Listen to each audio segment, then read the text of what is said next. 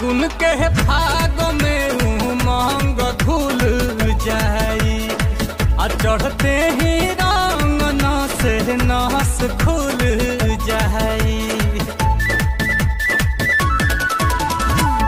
फागुन के फाग में उमंग घुल जाई आ चढ़ते ही रंग नस नस खुल जाई।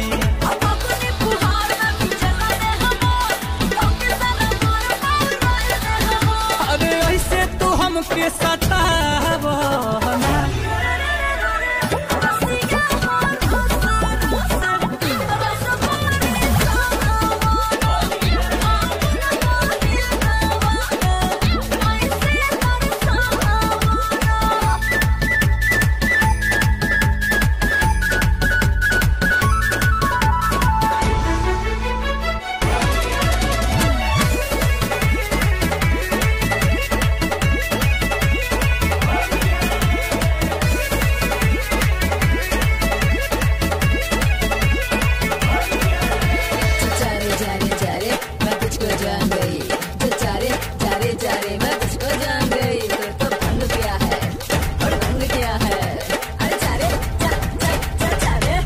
तो बोलो कौना रंग रेज के रंगल चुनरी ये हो गोरिया आ लाल चुनरी में लागे तू होट सुनरी ये हो गोरिया कि सुनो मनवा हमार बहका बहना।